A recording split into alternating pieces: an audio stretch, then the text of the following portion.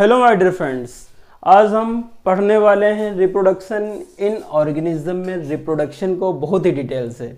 हमने आपको बताया था कि रिप्रोडक्शन तो हम ह्यूमन रिप्रोडक्शन में बता चुके हैं, लेकिन जो आज का बताएंगे वो बहुत अलग होगा उससे। ठीक, तो रिप्रोडक्शन हम बोल देते हैं कि मेल और फीमेल गैमेट का मिलना रिप्रोडक्शन, वो तो है ही है, लेकिन उसके आगे भी बहुत कुछ है। तो रिप्रोडक्शन अब रिप्रोडक्शन में खाली रिप्रोडक्शन नहीं आता है। रिप्रोडक्शन को बांटा गया है 3 भागों में।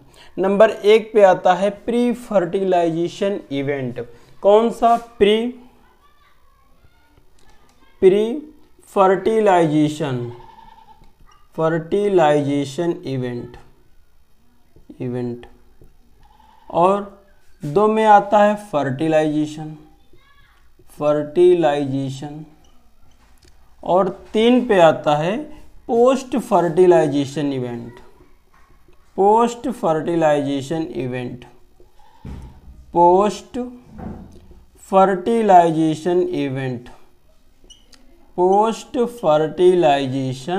इवेंट।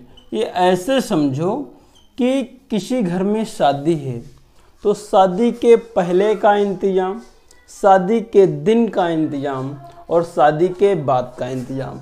जैसे कि शादी के पहले का इंतजाम प्री फर्टिलाइजेशन इवेंट बोलेंगे, फिर शादी के दिन का इंतजाम फर्टिलाइजेशन बोलेंगे और शादी के बाद का इंतजाम पोस्ट फर्टिलाइजेशन बोलेंगे। ठीक, आज हम पढ़ने वाले हैं शादी के पहले का इंतजाम, कि शादी के पहले क्या होता है। बर्तन आते हैं, टेंट आते हैं, दहेज आता है, कैसे क्या कौन बनता है और कैसे क्या ट्रांसफ़र होता है। ठीक वो पढ़ेंगे आज। फिर शादी वाले दिन जाएंगे, बारात ले जाएंगे, फिर अपना पोस्ट फर्टिलाइजेशन इवेंट के बारे में पढ़ेंगे। ठीक, तो फर्टिलाइजेशन के प्री फर्टिलाइजेशन इवेंट में 2 इम्पोर्टेंट चीज़ आती है। नंबर 1 आता है फॉर्मेशन ऑफ गैमीट। क्या आता है? फॉर्मेशन ऑफ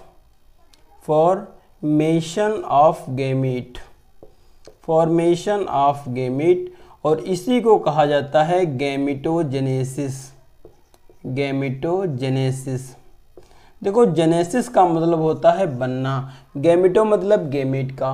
और नंबर 2 पे आता है कि ट्रांसफ़र ऑफ गैमीट, यानी जो गैमीट हमने बनाया है अब उस गैमीट को ट्रांसफ़र करेंगे। तो नंबर 2 पे आता है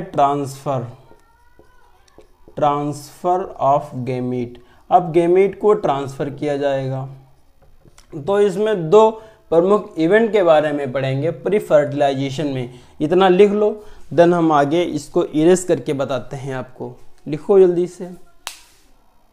ठीक, आपने लिख लिया। अब गैमिटोजेनेसिस की जो प्रोसेस है वो गोनेड में होती है। अब गोनेड क्या होते हैं? अगर वो मेल है तो टेस्टिस, फीमेल है तो ओवरी, फीमेल है तो उसका होगा ओवरी। ठीक, अब अगर बात करो हम प्लांट के केस में देखते हैं, तो प्लांट के केस में जो मेल गैमेट का फॉर्मेशन होता है वो होता है हमारा एंथर में होता है। ठीक, और जो हमारा फीमेल गैमेट का फॉर्मेशन है वो होता है एम्ब्रायो सेक के अंदर, दैट इज ओवरी के अंदर। ठीक, तो ये इसमें होता है, गैमेटोजेनेसिस में इतना होता है।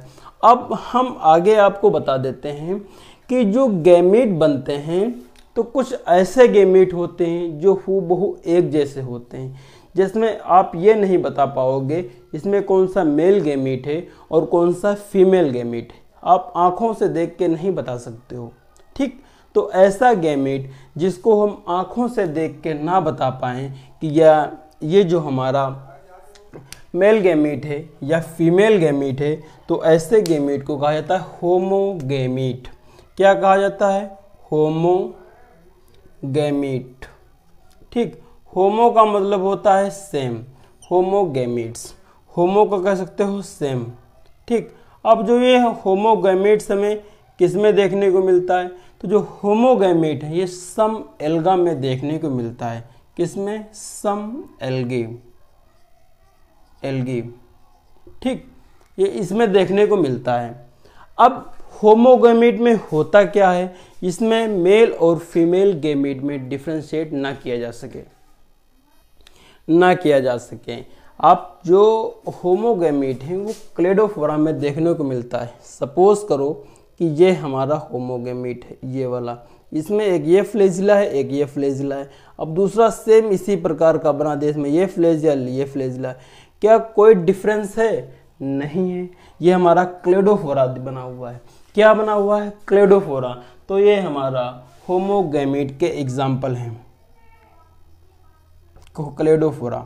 ठीक, तो आप देख सकते हो। अब बात आती है कि सर इसी को होमोगैमेट्स में हमारा आइसोगैमेट में भी आता है, और जो आइसो का मतलब भी सेम होता है। तो जो आइसोगैमेट है, यहाँ पे आप लिख लो आइसोगैमेट, आइसोगैमेट्स।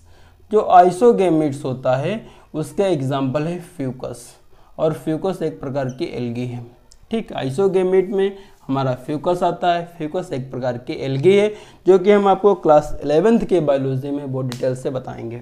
ठीक, तो ये हम आपको बता दिया। अब हम आपको बताने वाले हेट्रोगैमेट्स क्या होते हैं। हेट्रो, देखो नाम से ही खुद जाहिर है, हेट्रोगैमेट, हेट्रोगैमेट्स। देखो हेट्रोगैमेट्स का मतलब ये है कि हेट्रोगैमेट्स का मतलब ये है कि ये शकल और सूरत में एक दूसरे के नहीं मिलते हैं। शकल और सूरत में एक दूसरे के नहीं मिलते हैं। शकल और सूरत इन द सेंस कि शेप और स्ट्रक्चर में एक दूसरे के नहीं मिलते हैं। सपोज करो कि अगर एक ये ऐसे बना हुआ है तो दूसरा ऐसे से बना हुआ है, यानी कि ये एक दूसरे में मिलते ही नहीं हैं। जैसे कि तुम ह्यूमन के केस में देख लो, ये हमारा ओवम बना है तो ये वाला हमारा स्पर्म बना है। तो जो हेट्रोगैमेट के जो इसमें होता है majority of sexual reproducing organism, यानी उन ऑर्गेनिज्म में हेट्रोगैमेट्स देखने को मिलते हैं जो कि सेक्सुअल रिप्रोडक्शन करते हैं। जैसे इसमें हमारा ह्यूमन आता है। ह्यूमन में आप ये वाला ओवम है, ये वाला हमारा स्पर्म है। ये ह्यूमन के केस में आप देख सकते हो। तो ये आप हेट्रोगैमेट्स में क्या लिखोगे, यहाँ पे लिख लो एग्जाम्पल करके, majority of sexually reproducing organism. जो हिंदी माध्यम के बच्चे हैं वो ये समझें कि उनमें हेट्रोगैमेट्स उनमें देखने को मिलता है जो लैंगिक जनन करते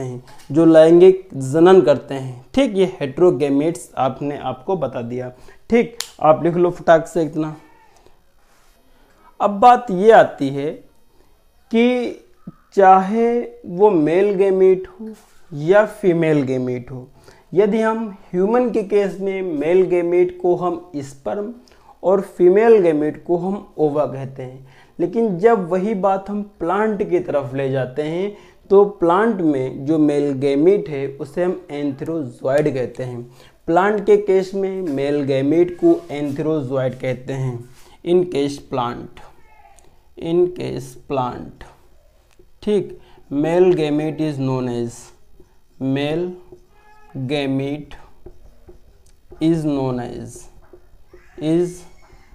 एज एंथेरोजॉइड। ठीक, तो इसे एंथेरोजॉइड कहा जाता है। लेकिन हम फीमेल गैमेट को क्या कहते हैं? फीमेल गैमेट जो फीमेल गैमेट होता है उसे हम इग कहते हैं। फीमेल गैमेट को हम इग कहते हैं। तो ये हमने ये बता दिया। अब बात ये आती है कि जो प्लांट, ठीक इतना लिख लो आप, फटाक से लिखो इतना।